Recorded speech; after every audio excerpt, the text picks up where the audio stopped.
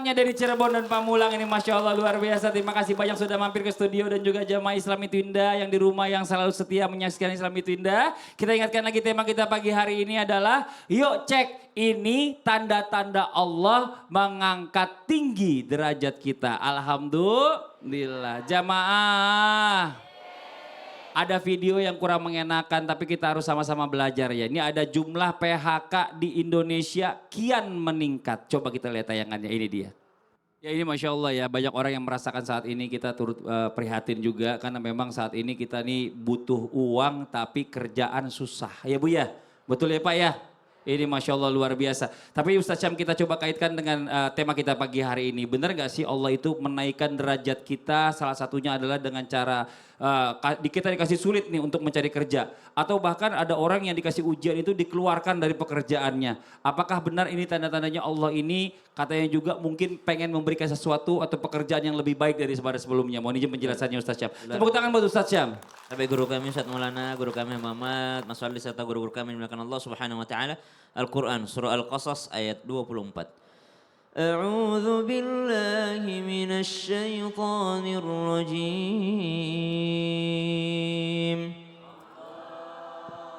Fasaqā lahumā thumma tawallā ila adh-dhilli فقال رب إني لما أنزلت إلي من خير فقير.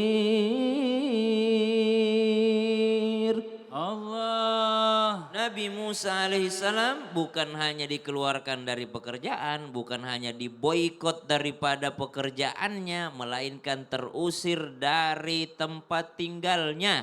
Maka Nabi Musa alaihissalam dikejar-kejar oleh Fir'aun dengan bala tentaranya. Nabi Musa alaihissalam akhirnya keluar daripada Mesir menuju sebuah kota bernama kota Madian. Sampai di sana tidak punya pekerjaan, nggak bawa apa-apa, namanya orang kabur dari rumah, nggak bawa pakaian, nggak bawa sesuatu apapun itu, fakir. Maka beliau pun bersandar di sebuah pohon. Fasaqalahuma thumma tawalla ila adh-dhil. Sampai di sebuah kota beliau bersandar di sebuah pohon, lalu beliau berdoa, faqala rabbi inni lima anzalta ilayya min khairin faqir. Ya Rabb, aku sungguh butuh pertolonganmu karena pada saat ini aku enggak punya apa-apa. Aku benar-benar menjadi orang yang fakir. Maka apa yang terjadi? Fajaat ihdahuma, datang daripada sebuah tempat dilihatnya oleh Nabi Musa alaihissalam.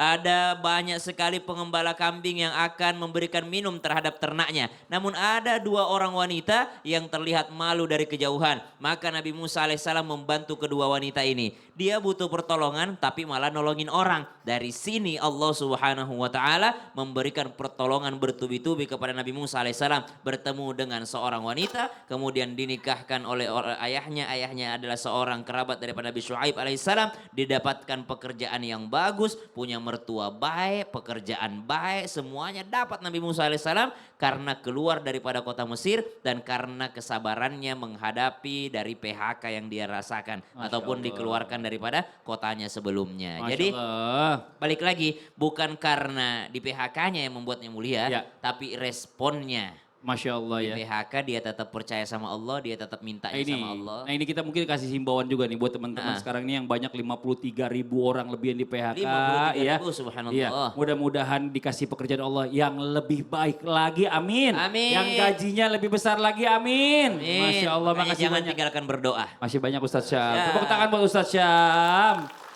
Oke kita lanjut lagi ya, sebelum nanti kita kasih kesempatan Ustadz Maulana, guru kita bertanya sama jamaah, kita lihat dulu nih ada sebuah video tayangan tentang tetap berusaha ke masjid sambil berguling-guling demi sholat. Ini Masya Allah, coba kita lihat tayangannya, ini dia. Ini Masya Allah luar biasa, haru bang kita lihat perjuangannya ya. Kadang-kadang kita nih yang dikasih sehat sama Allah, buat jalan aja berat banget. Iya. Tahu nggak buat jamaah yang nonton PT tadi, beliau itu yang diundang ke masjid. Yang sempurna tidak ke masjid, dia tidak dapat undangan. Astagfirullah.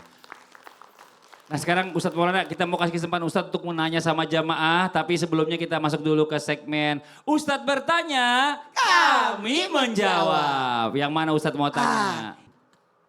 Silakan Bu berdiri, perkenalkan namanya. Assalamualaikum.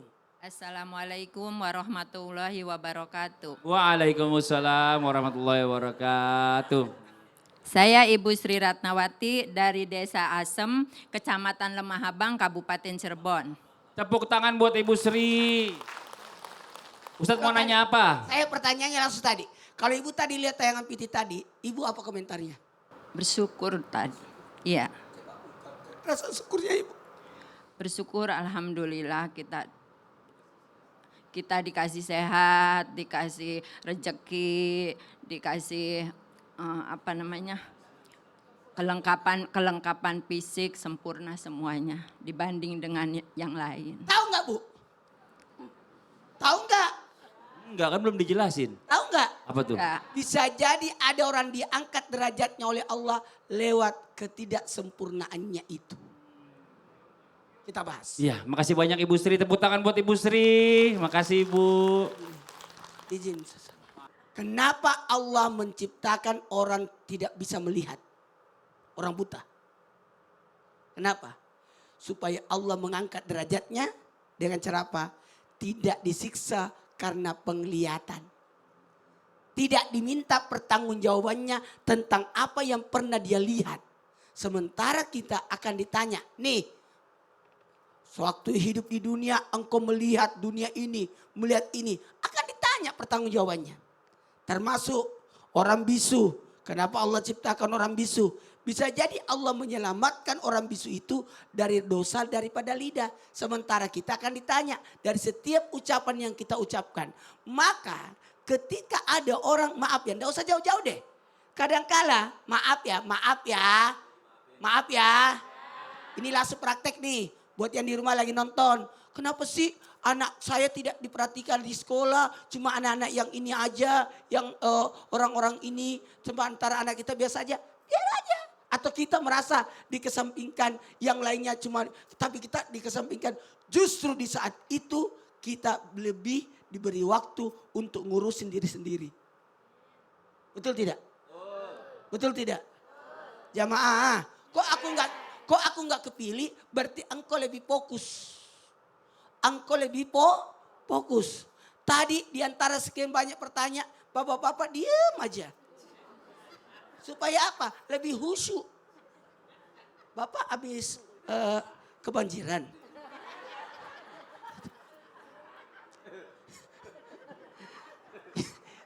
Jadi gini, kepada semuanya orang, satu hal buat kita, fokuslah pada diri, ndak usah lagi fokus pada kekurangan, bahwa bisa jadi kekurangan kita itu adalah kelebihan kita. Mana tepuk tangannya? Berpotensilah untuk melihat kelebihan kita, jangan cari kekurangan kita. Itulah. Tepuk tangan buat Ustadz Maulana nih, Masya Allah luar biasa. Oke sekarang kita lanjut lagi waktunya kita memberikan kesempatan kembali kepada jamaah yang ada di studio mewakili jamaah yang di rumah untuk bertanya sama guru-guru kita. Tapi sebelumnya kita kembali dulu ke segmen Tanya Dong Ustadz. Kami semua tanya dong Ustadz. Oke yang mau bertanya boleh silakan angkat tangannya. Mana nih? Oh yang di sebelah sini boleh gantian. Yang atas Ibu. Berdiri Ibu izin. Iya silakan.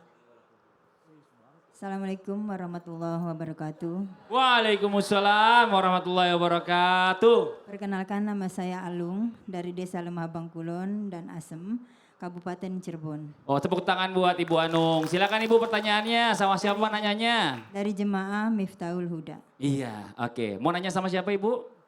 Tanya dong Ustadz. Boleh dong Ibu.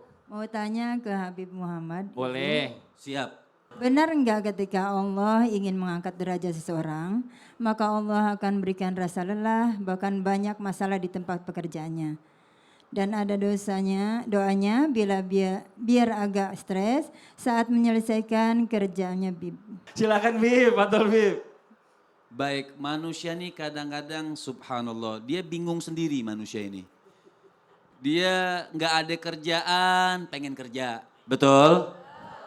giliran dikasih kerja capek. Saya mau tanya sama ibu-ibu, ada nggak orang kerja itu nggak capek? Ada nggak orang kerja itu nggak capek? Nggak ada, semua orang kerja capek. Ini orang kerja pengen duit yang banyak, pengen kerja tapi tidak mau. Semua orang yang kerja, makanya orang ibadah saja sampai di dalam usulul fikih itu dikatakan ats-tsawab ala qadri ta'ab. Lagi ibadah saja, ibadah nih. Makin capek dia ibadah, makin banyak pahalanya. Betul? Jadi orang capek itu sebenarnya biasa, bukan berarti kita nggak usah memikirkan, oh bukan berarti capek kerja yang Allah Subhanahu wa taala berikan kepada kita itu berarti kita menurunkan derajat kita atau menaikkan derajat kita. Itu tergantung usaha kita. Jadi orang itu harus banyak-banyak bersyukur dengan apa yang diberikan oleh Allah Subhanahu. Kita lihat banyak orang yang pengen kerja tapi belum dapat kerjaan. Kenapa kita sudah kerja mikirin capek. Jadi subhanallah memang, makanya kalau dikatakan doa, ada doa itu diajarkan langsung oleh Allah Subhanahu wa taala. Kita baca semuanya, pasti ibu-ibu semuanya hafal, ada di dalam Al-Qur'an.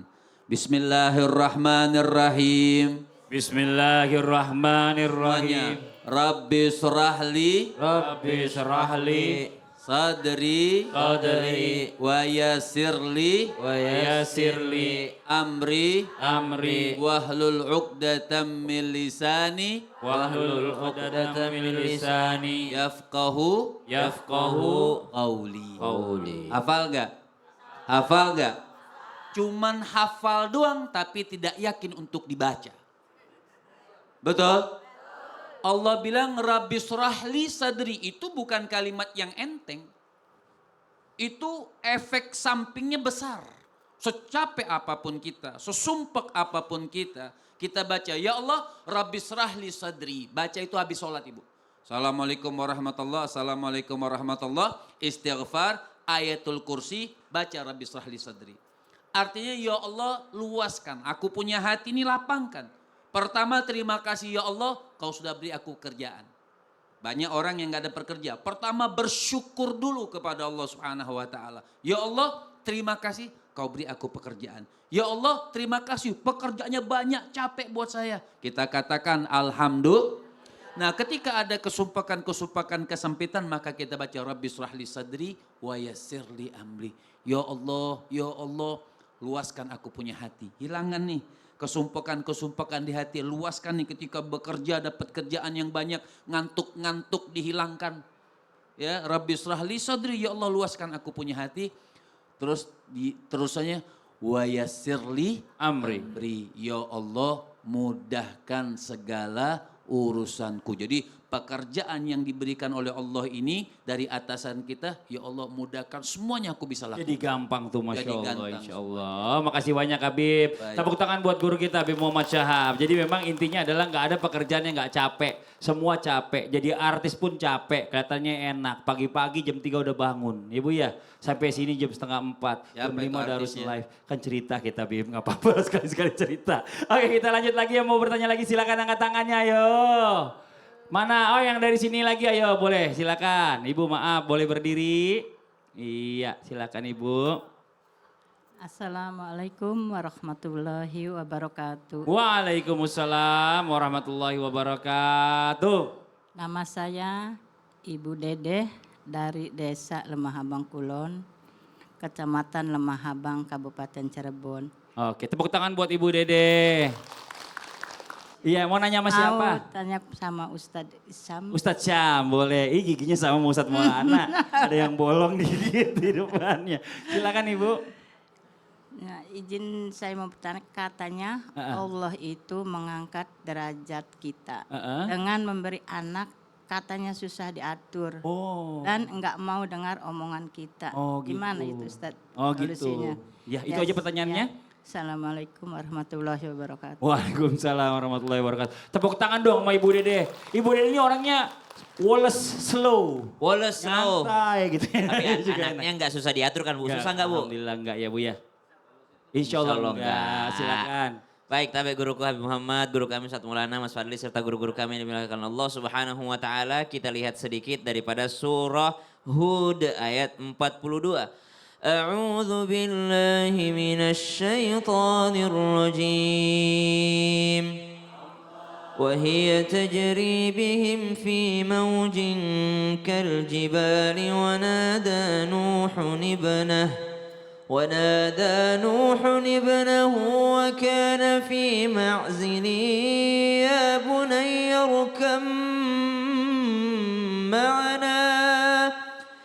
بني اركم معنا ولا تكن مع الكافرين. Jadi jangankan kita manusia biasa, seorang Nabi Allah, Nabi Nuh alaihi salam punya kesedihan karena ketika bahtera itu selesai, rampung. Karena tugas dari Allah membuat bahtera, membuat kapal yang begitu besar untuk menampung manusia, menyelamatkan manusia. Dzurriyyatan man hamalna ma'anuh. Semua manusia diangkut di sana, bisa diangkut di sana yang beriman kepada Allah Subhanahu wa Ta'ala. Namun kesedihannya ternyata yang gak ikut malah anaknya. Maka Nabi Nuh alaihi salam pun memanggil anaknya, ya bunayya rkam ma'ana, wahai anandaku sayang, irkam ma'ana wala takum ma'al kafirin. Ayo naik nak, ayo naik ke bahtera ini nak, biar kamu selamat. Jangan bersama dengan orang-orang kafir. Tapi apa jawaban anaknya? Oh, banjir aja mah gampang. Tinggal naik ke tempat yang tinggi, tinggal naik ke gunung yang tinggi, maka banjir itu pun tidak bisa untuk mengalahkan saya. Wahai ayah, berangkat saja sana, naik kapal sana, saya selamat, saya di sini aja. Subhanallah, susah diatur tuh. Jangankan diatur seperti kita, diatur ikut perintah Allah Subhanahu wa Ta'ala susah diatur. Lalu Nabi Nuh alaihissalam berdoa kepada Allah, ya Rabb, wahai ya Allah, Rabbi inna bani min ahli. Ya Allah, dia itu anakku ya Allah, tolong ya Allah, selamatkan juga anakku ya Allah. Apa jawaban Allah? Qala ya Nuh innahu laysa min ahlik. Kalau udah enggak beriman sama aku, kata Allah, itu bukan keluargamu. Memang dia darah dagingmu, memang dia lahir dari rahim istrimu, tapi dia tidak beriman kepada aku, maka terputuslah nasabmu dengan dia. Maka subhanallah, kalau ada anak susah diatur, kembalikan dia kepada Allah. Selama masih hidup, maka selama itu pula masih ada kesempatan hidayah. Doakan Bu, sekali-sekali doakan, keperdengarkan suaranya. Jangan doakan, mama tadi malam doain kamu nak pada saat tahajud, tapi nggak kedengeran doanya. Berdoa apa tadi malam? Kasih tahu doanya. Mama tuh tiap hari doain kamu sukses nak, selamat untuk kebaikanmu sendiri. Masya Allah. Makasih banyak Ustaz Syam. Sama-sama, Bang Tepuk Fatih. tangan buat Ustaz Syam. Oke, satu lagi kita kasih kesempatan yang mau bertanya, silakan angkat tangannya. Satu lagi, oh yang ini nih, satu lagi di bawahnya nih, boleh Ibu, silakan. Iya. Assalamualaikum warahmatullahi wabarakatuh. Waalaikumsalam warahmatullahi wabarakatuh. Saya Ibu Entun Tursina. Bu siapa Bu? Ibu Entun Tursina. Untun Tursina. Oh iya bagus namanya Ibu Untun Tun. Iya. Oke Ibu Untun. Saya dari Majelis Taklim Nurul Huda, Nurul Desa Asem, Sindang Laut, Cirebon. Oh Masya Allah, tepuk tangan dong buat Ibu Untun. Mau nanya sama siapa Bu? Tanya dong Ustadz. Boleh dong Ibu. Izin mau bertanya sama Habib. Sama Habib, Saya- boleh. Baik, Ibu siap. Silakan Ibu Untun. Benarkah salah satu cara Allah mengangkat derajat dan menambahkan pahala seorang menantu adalah dengan memberi mertua yang kepo dan suka ikut campur urusan rumah tangga? Oh, maksudnya memberi apa nih Bu? Memberi duit, memberi nasihat, apa kasih aja nih? Mau kepo, ayo kepo. Gitu. Itu aja Ibu Untun Tursina ya Bu ya? Iya. Wih luar biasa, namanya nama bukit, dapat tempatnya Nabi Musa, dapat ini, dapat ilham. Masya Allah, udah Ibu? Udah ya. Udah? Assalamualaikum warahmatullahi wabarakatuh. Waalaikumsalam warahmatullahi wabarakatuh. Sampai pelan terakhirnya. Tepuk tangan dong buat Ibu Untun Tursina. Silakan dijawab Habib Muhammad. Baik, Masya Allah, buat mertua-mertua dan orang tua di sana. Ya, artinya kita ini Nabi katakan orang itu melamar anak kita itu sudah suatu kebaikan. Betul atau tidak? Bu, punya menantu? Jangan diribetin. Diribetin enggak? Ibu masih bagus? Masih sadar? Masih. Belum Bingung pingsan. bener. Artinya Masya Allah kita ini kehidupan, rumah tangga itu banyak. Nih ini kita bicara fakta di dalam 24 jam kehidupan kita. Banyak rumah tangga yang hancur dengan sebab orang tua ikut campur dalam urusan anaknya. Betul. Kita ini sebagai orang tua, kita lihat kehidupan anak kita. Cukup bagi orang tua itu mendoakan. Ya. Saya punya guru, bukan berarti dia tidak, ini contoh saja, tidak saya perlu sebutkan.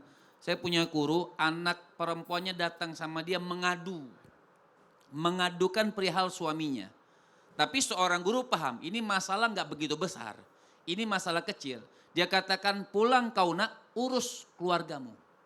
Anaknya malah disuruh pulang. Kalau orang sekarang, oh begitu ya, terus bagaimana? Panjang deh urusannya. Ya. Jadi menjadilah memang menantu, kita menantu, saya ulangi, ditekankan buat menantu yang di sana juga orang tua atau mertua nggak usah terlalu diambil hati. Udah ini anggap orang tua kita. Dia anggap orang tua kita sudah mau ngomong apa, yang penting kita sama istri kita aman-aman saja. Ketika mertua ngomong apa-apa, masuk kuping kanan, jangan dimasukin. Ya. Masuk kuping kanan, keluarin lagi, jangan dimasukin ke kiri. Jangan. Kalau masukin ke kiri sempat masuk ke hati Tetap juga tuh masuk takutnya. hati. Jadi masuk kuping kanan, Keluarin dari kuping keluarin kanan. lagi. Ini Masya Allah. Jadi pokoknya intinya sabar. Insya Allah dengan kita sabar dengan orang tua dan mertua, insya Allah derajat kita diangkat oleh Allah Subhanahu wa Amin, Ta'ala. amin ya Rabbal Alamin. Makasih banyak Habib penjelasannya dan juga nasihatnya buat jamaah Islam itu yang ada di rumah nih Bib ya. Jangan kemana-mana dulu nih. Kita masih akan lanjutkan lagi pembahasan kita setelah yang satu ini, tetap di Islam itu Indah. Jamaah. Oh jamaah.